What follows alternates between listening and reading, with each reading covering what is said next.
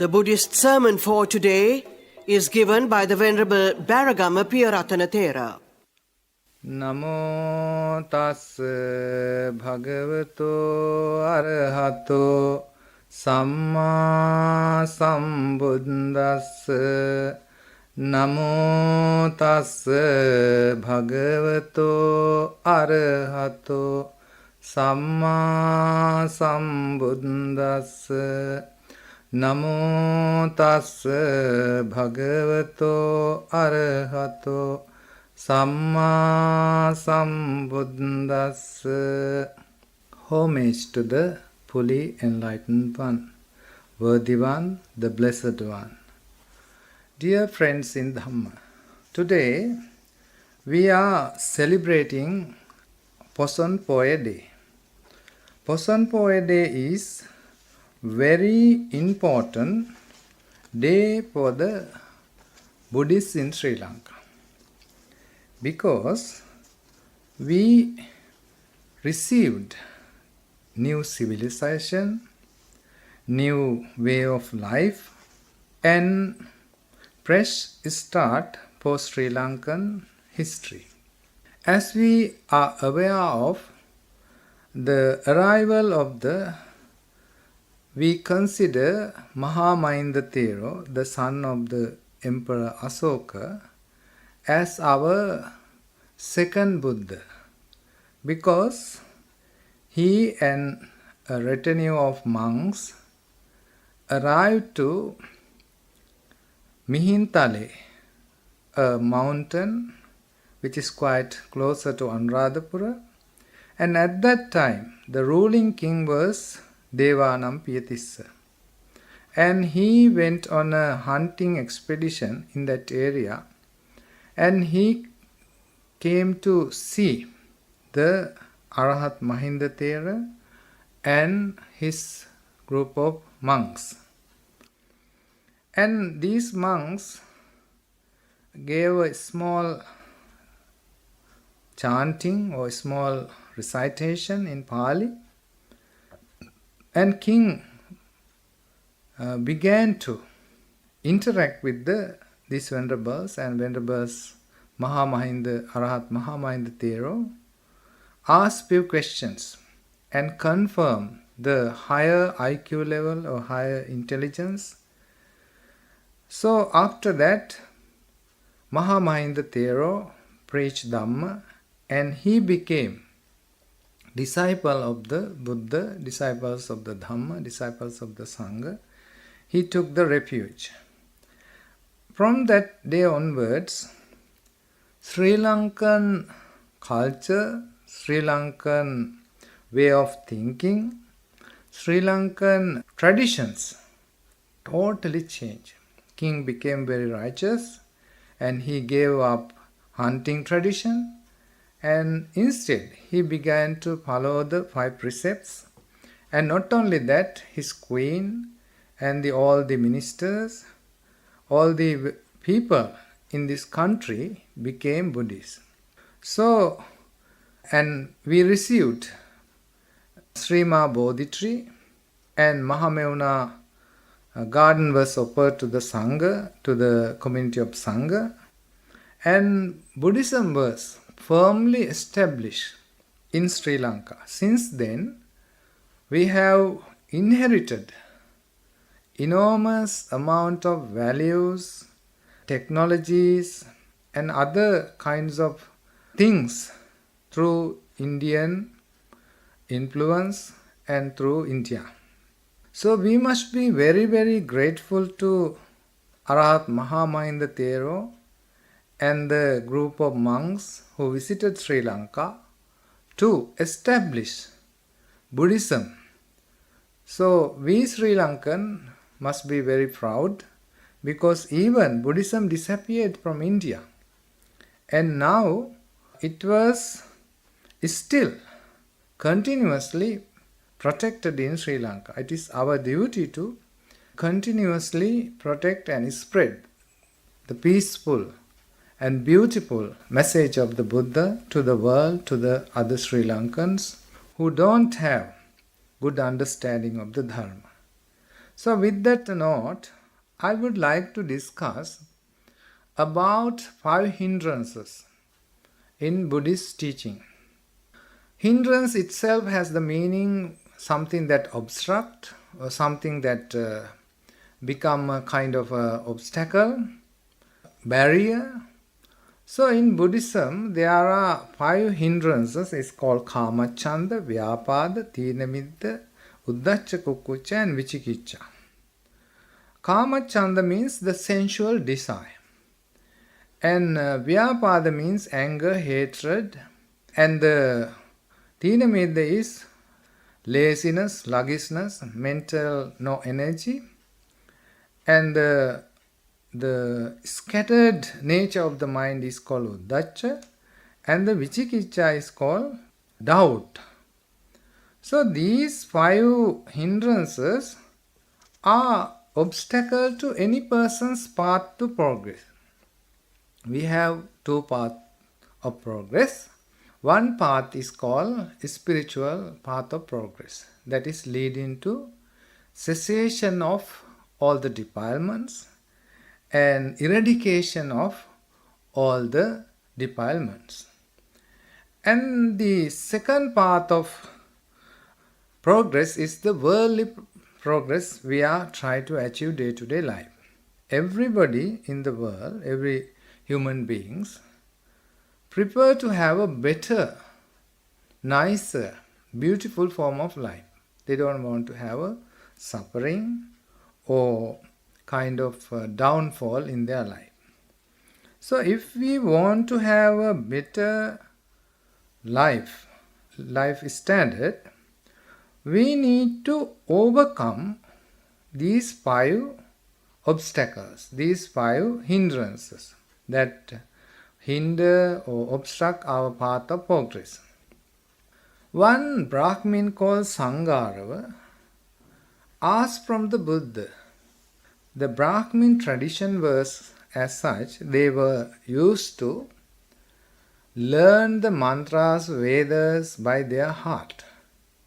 So they can recollect and remember and chant by memory through their memory.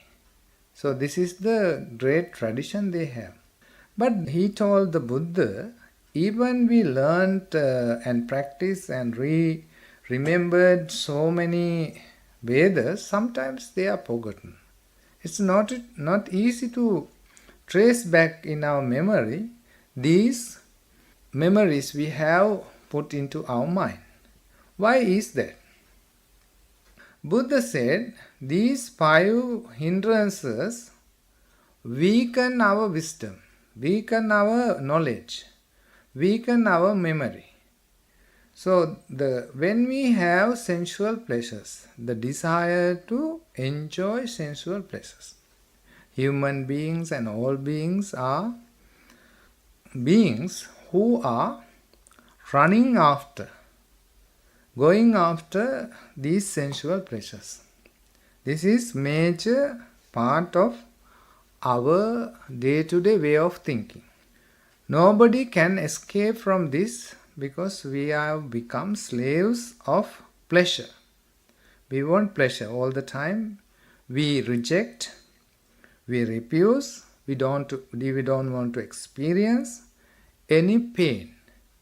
What we want is only pleasure, happiness, and pleasant experiences.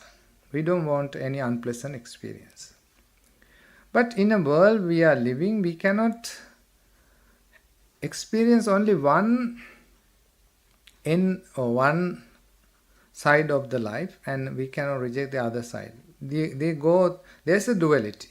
Happiness, sadness, all this duality is there. But if we are too attached to sensual pleasures, it is a hindrance. Because you cannot concentrate. You are longing for it, you are longing for it, you have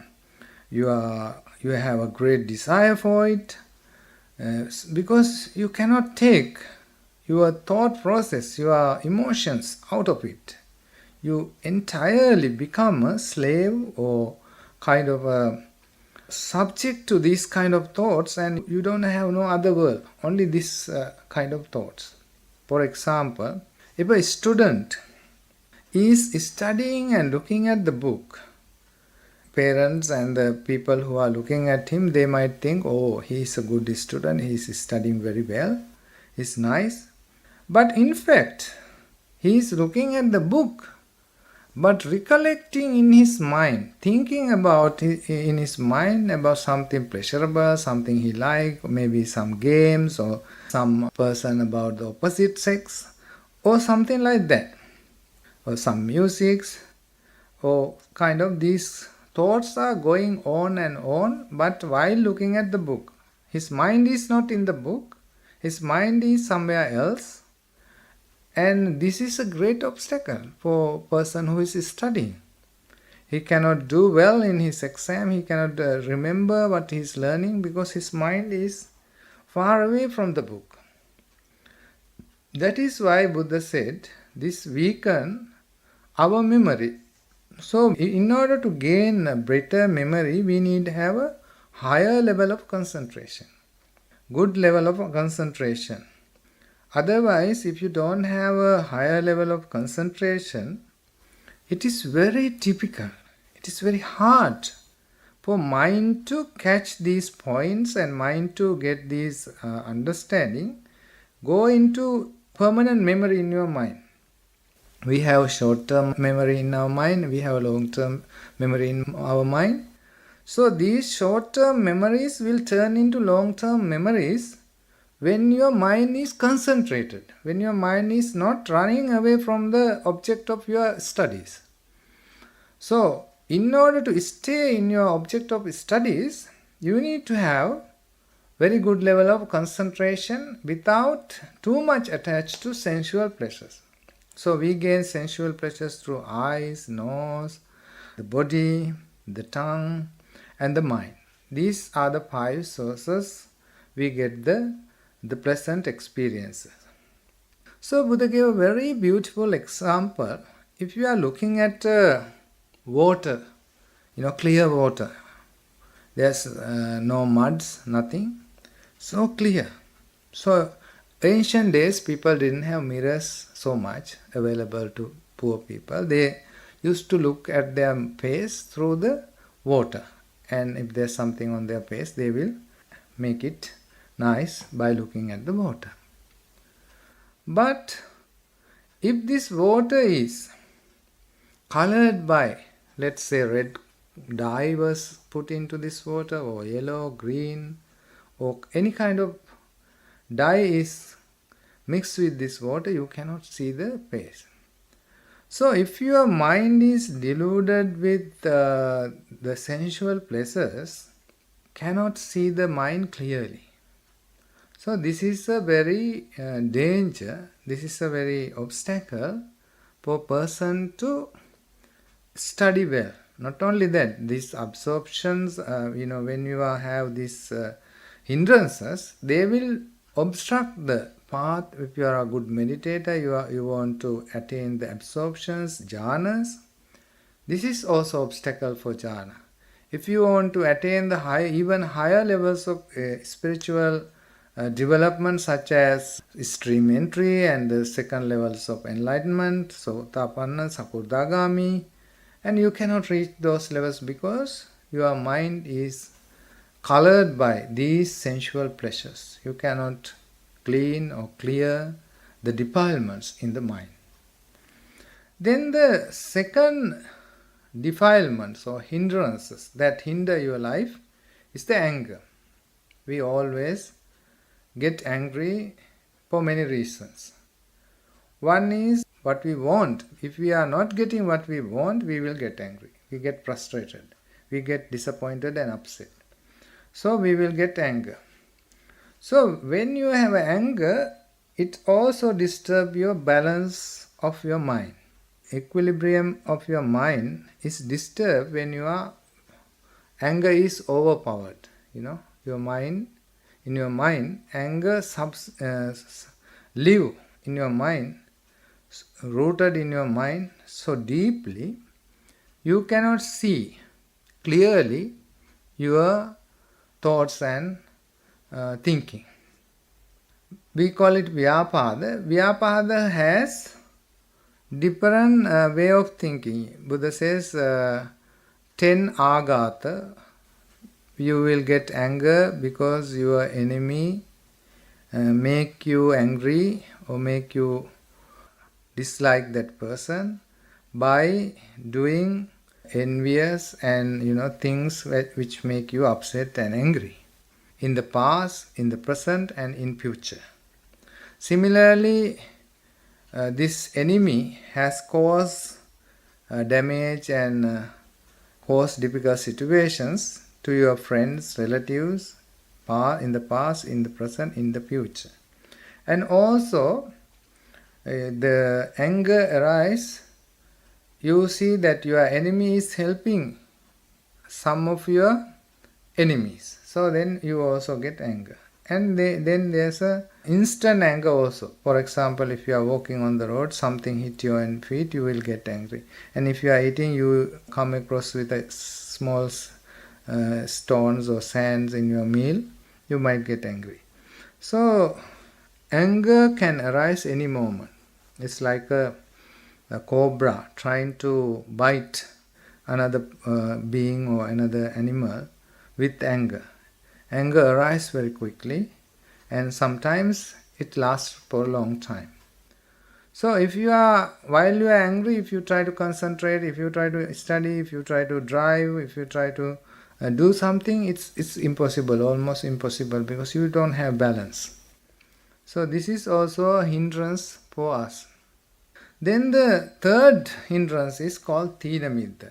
It's called laziness, mental sluggishness, inactivity in your mind, and not enough energy in your mind, so that you become so lazy.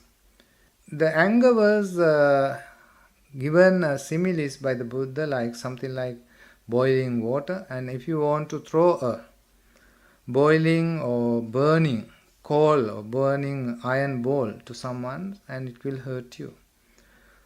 So similarly, if you have anger, it's something like that.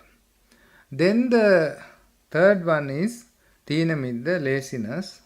Buddha gave example. It's like something you have on the water, you have some plants.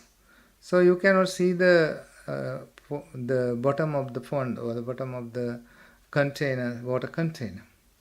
So similarly, if your mind is filled with laziness, you cannot do anything. So people will postpone many things. I will do it tomorrow, next week, next month, next year. So this procrastination, not doing right now, because in reality we have right now only. The future and the past are only memories or concept in the mind. So what we have to do it just now, right now. Buddha said, Ajjeva kiccang atappang. You must do it today itself. Who knows whether we will die tomorrow or next moment.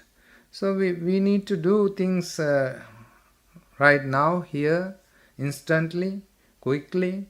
So not forget and postpone things. It is our nature to postpone things and not to make effort. Buddha said we need to create energy in our mind to overcome the mental sluggishness, mental inactivity. And Buddha said that we need to have 3: initiative energy and continuous energy, and until we reach our goal, we need to continue our energy in order to overcome this uddhacca, this Thīna-middha. Then the fourth one is uddhacca kukkucca. This is called kind of mind is scattered around. Mind is not concentrated, restless. Nowadays, children and everybody is restless because we have too many duties one hand, and not only that, we have too much information. So this too much information in the media, in the social media, and in the especially children are playing games and all that. These things cause enormous amount of restlessness in the people's mind, in the children's mind. So they cannot concentrate, they cannot study well, they cannot learn well. So we need, in such situations, we need meditation. Meditations will be very helpful. Perhaps if your mind is very restless and scattered, maybe you can take few deep breaths and just relax your body and the mind, so that you can give new rejuvenation to your mind and the body. So the mental sluggishness or the restlessness is not good thing, and we have to overcome it. Then the last one is this doubt. This doubt has two aspects. One is self-confidence. If you don't have self-confidence and you don't have any kind of understanding about your weaknesses, your responsibilities, your difficulties, and if you don't concentrate yourself, and if you lose self-confidence, you cannot do anything. So Buddha said proper attention, yoniso manasikara, is very important, so that you can understand you are in doubt, you are indecisive, and you need to take a decision. So you need to place a lot of confidence in yourself. Then the second kind of doubt you are having is buddhe kankati. You doubt about the Buddha, his teachings, and his disciples, and the teachings of the Four Noble Truths and Eight Noble Paths. So this kind of, and the doubt about the past, doubt about the future, these kind of 8 kinds of doubts are explained in Buddhism. Therefore, friends, in Buddhism, it is very important to understand that 5 hindrances will arise in our mind daily basis. Every moment we might have one of them. So we need to develop one meditation called Chittanupassana. Chittanupassana means you will develop watching your own thoughts. By watching your own thoughts, you can understand. The first step to face these 5 hindrances is to be aware, continuously aware. You aware in the present moment what is going on in your mind. If you can aware that, okay, in my mind now I have sensual desire, then you can make effort to overcome it. Okay, I have the anger in my mind, then you can make steps or take steps to avoid or destroy or to get rid of these angry thoughts. Similarly, if you have laziness or sluggishness or any kind of postponing mood, so you don't want to do anything now, so you can change that kind of attitude also. So what is more important in our life is our mind. So how much attention, how much concentration, how much awareness we pay to our mind. Mostly we pay our attention to outward things, not inward things. So that is why this Chittanupassana is very important, seeing the mind and mind's phenomena, seeing how mind is working, the arising of the thoughts and sustaining these thoughts and passing away these thoughts. If you can aware of all these things, you can be very good meditator. You don't need to go to forest or to the jungle to do this kind of meditation. This will help you to overcome this kind of mental hindrances. So therefore, friends, I urge you and I suggest you that you try to understand these hindrances, and may you be able to succeed in your education, in your career, in your goals by using this good Buddhist concept for your development. You can use them for your day-to-day life success, day-to-day life's journey to get very good results. And also, if you use these 4-5 factors for spiritual enlightenment, you also can reach to spiritual enlightenment through practicing these,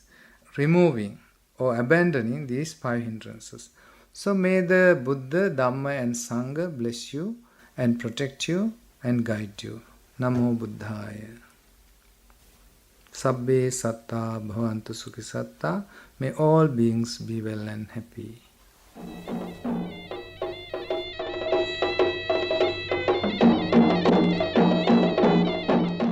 The Buddhist sermon for today was given by the Venerable Beragama Piyarathana Thera.